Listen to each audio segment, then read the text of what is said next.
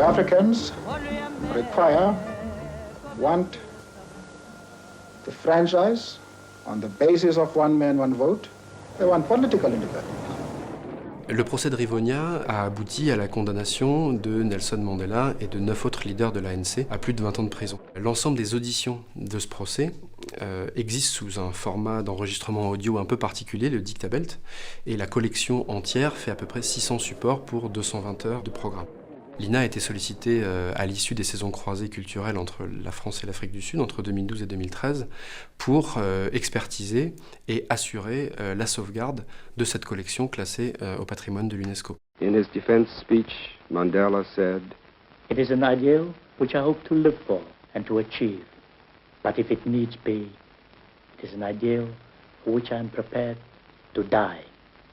Mandela got a life sentence.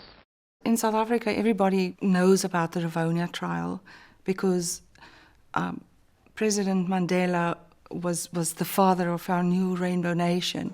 So this trial, once the people of South Africa can hear it for the first time, would be a wonderful experience for them because they will hear the voices of our leaders that passed on.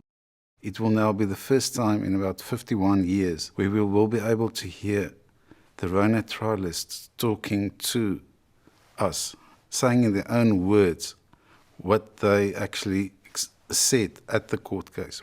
I have a phone number in my possession. A phone number in my possession, which was given to me. Yes. From you. It is 24104. For many years, we have been approaching different countries to assist us with the technology of getting this information out there. But it's the first time that somebody came to the party and said, you know what, we are going to make a plan for you. Let's talk about it. And we talked and negotiated, and INA even made money available for this. It's a great privilege to be working with people, with an institute like INA. Pour mener à bien ce projet de numérisation et de restauration de ces supports particuliers que sont les Dictabelt, l'INA a donc conclu un partenariat avec le CNRS et en particulier avec un de ses collaborateurs, Henri Chamou, l'inventeur d'une machine qui est capable de lire et de numériser en haute qualité ces supports particuliers. J'ai adapté au Dictabelt l'archéophone qui était initialement destiné donc à lire les cylindres de cire, en créant un mandrin qui a la particularité d'être extensible et de pouvoir tendre le Dictabelt sous forme d'un cylindre. Ce procédé apporte pas mal d'avantages, sachant que les machines natives propres à ce procédé d'Afrique du Sud, eh bien, ces machines ont disparu. Nous avons une démarche technique et philosophique de traitement de l'ensemble de ces presque 600 Dictabelt.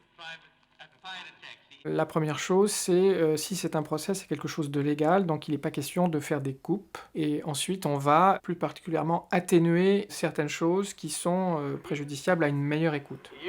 La philosophie de ce travail, c'est aussi de restituer l'ambiance originale. On a un véhicule historique et on va essayer de lui conserver ses caractéristiques sonores.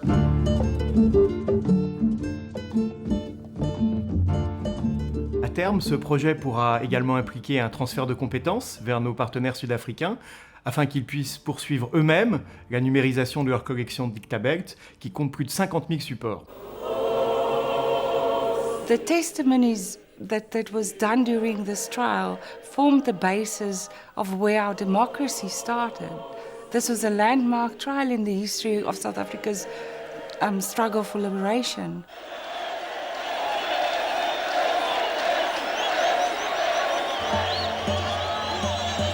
Thank you.